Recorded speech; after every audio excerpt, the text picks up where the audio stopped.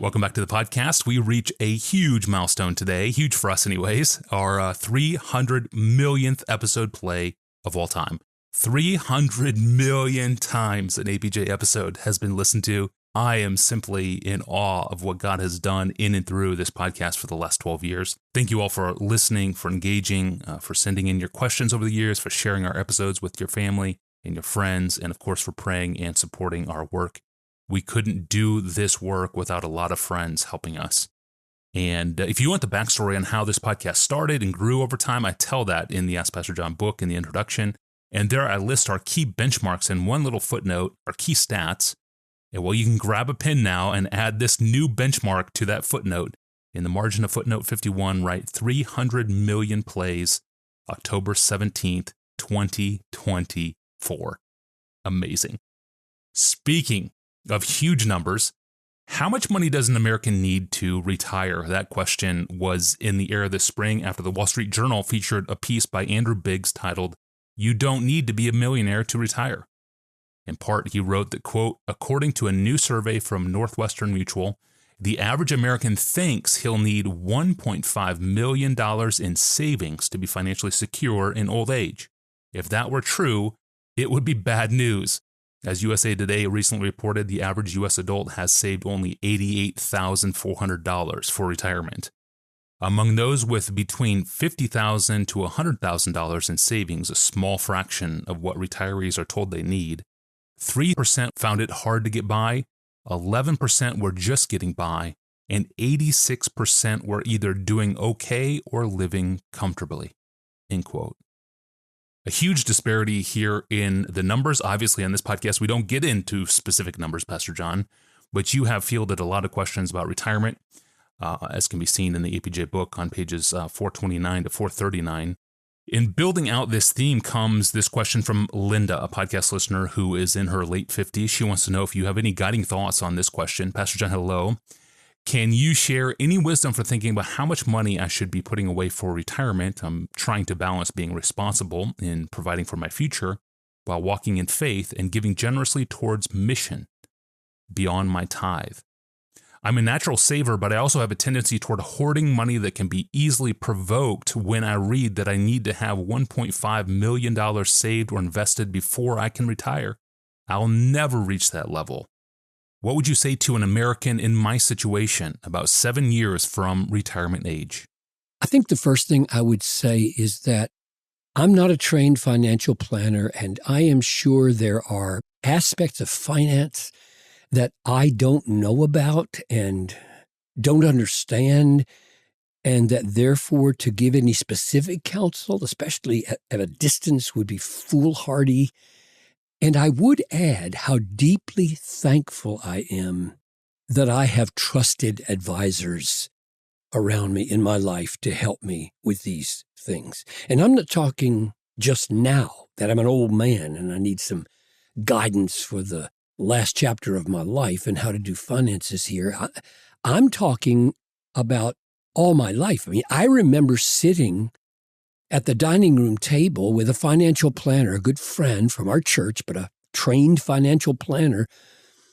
I had 4 small children, and I was asking him to help me think through my financial responsibilities to my wife and children if I die.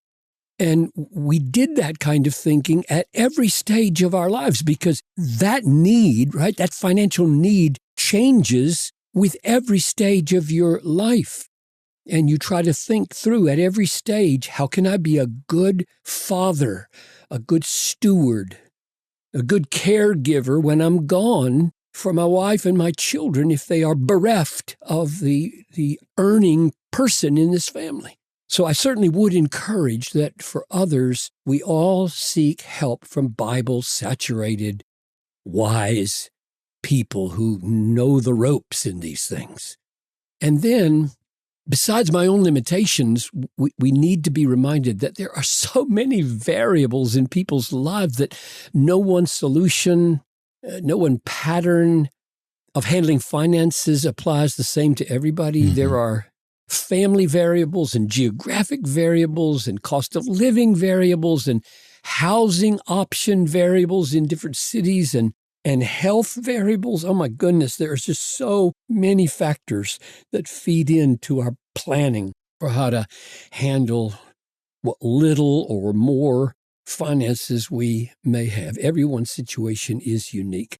So what should I say to Linda, who is in her late 50s and wants to maximize her giving to missions now, and yet knows that it is probably wise to set aside money for the season when she will not be earning like she is now?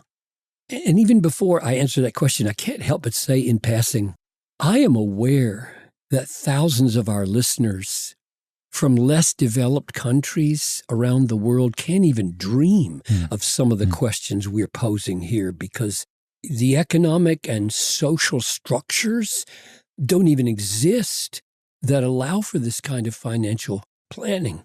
But I hope that these precious listeners of ours from around the world will hear underneath what I'm about to say some biblical principles that might apply, I hope do apply, in their situation.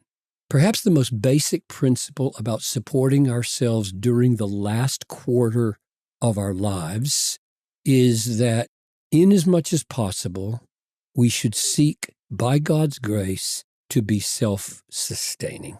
Consider these verses from 1st and 2nd Thessalonians. You yourselves know how you ought to imitate us, because we were not idle when we were with you, nor did we eat anyone's bread without paying for it.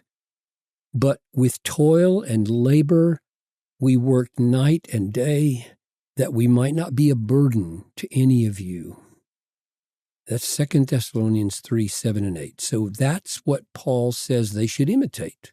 And then in verse 12, he says, now such persons we command and encourage in the Lord Jesus to do their work quietly and earn their own living, or literally eat their own bread.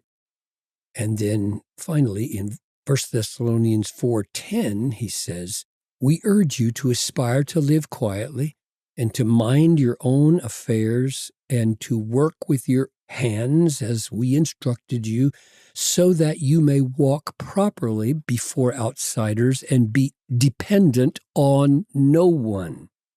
So I draw out from those passages the principle that insofar as we are able, we'll return to that eventuality in a minute, insofar as we're able, we should earn our own living, pay our own way. And I think that applies from the day we start earning to the day we die. And since we know that we will not be able to continue in some jobs because of mandatory retirement ages that are imposed upon us, and we will be prevented from earning our own living sometimes because of weakening bodies, therefore we should plan for how we will obey this principle in the last quarter of our lives, namely to be financially self-supporting. That's an essential part of the biblical rationale for all the financial instruments that exist for paying ahead for that season of life. But it is manifestly obvious that millions of people here and around the world will outlive their ability to be independent.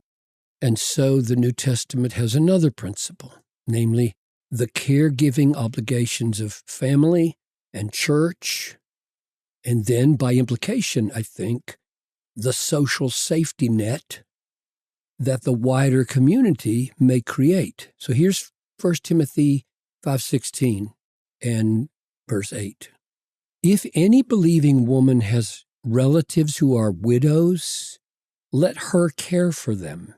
Let the church not be burdened, so that it may care for those who are truly widows. In other words, they don't have anybody. They don't have any family to care for them. And the church is going to step in. If anyone does not provide for his relatives, and especially for members of his household, he has denied the faith and is worse than an unbeliever. So, where we are no longer able to be self-providing, God has ordained that families and churches step in. And I suspect that the existence of legally mandatory Social Security in the wider society is owing to deeply rooted Christian influence that says we won't throw away our old people, but find a way to care for them. I think it's possible to participate in that system. I'm in it, and still believe that the family and the church has special responsibilities. If you feel like that needs more defense, we can do that at another time. Another biblical principle I would stress is that the Bible has no conception of what Americans typically think of as retirement. That is, working for 40 or 50 years and then playing for 15 or 20 years. Fishing, golfing, shuffleboard, pickleball, yard work, travel, hobbies, bucket lists, as if heaven was supposed to begin at 65 rather than death. Now, this principle relates directly to Linda's concern about money for missions now and how it relates to her post-earning years. And the way it relates is this. If God is gracious in granting basic health, then wise planning for the last quarter of your life would mean that you keep on giving to missions. It's not like I do it now or I don't do it, but rather you keep on from your fixed income. You just keep right on giving to missions. May not be as much, but you do. And it's a glorious thing to be able to give at least a little bit if your income is small. You don't stop giving. And even more importantly is this. In that season, that last season of your life, you are on a mission. You're not stopping life and starting heaven. You are on a mission. You don't just give to missions, you become missions. You don't think mainly play, you think mainly ministry. As long as you are able, you lean toward meeting needs. That's what you do. That's what Christians do. They lean towards needs, not comfort. Heaven is comfort. This world is racked with pain, suffering, calamity, and needs. And that's what we do. We relieve suffering, especially eternal suffering. You stay zealous for good deeds right to the end. You magnify Jesus by serving. Heaven is coming. It's not meant to drag forward. That is, we're not meant to drag it forward out of the future into the present. It's meant to sustain hope and ministry. Now, I know these principles are very general, but I think if Linda and all of us were to think in these ways about the last quarter of our lives, God in His mercy would give us all the guidance we need about the details of financial planning. Yeah, the Bible offers a lot of guidance here for retirement age planning, as has been evident in the podcast, and you can see that for yourself in the APJ book on pages 429 to 439. I hope that serves you as you make great use of the Bible teaching that you'll find here in 12 years of this podcast and its archive. 300 million episode plays all time. Thank you again for listening and for sharing our episodes with others. And again, for the other benchmarks in our history, see the Ask Pastor John book, introduction, footnote 51, and there, grab a pen and add this new benchmark, 300 million plays, October 17th, 2024. Wonderful. We're back on Monday. Christians will face judgment. We will. Paul says we will. So what kind of coming judgment will Christians experience? Huge topic. Up next. I'm Tony Reinke. We'll see you on Monday.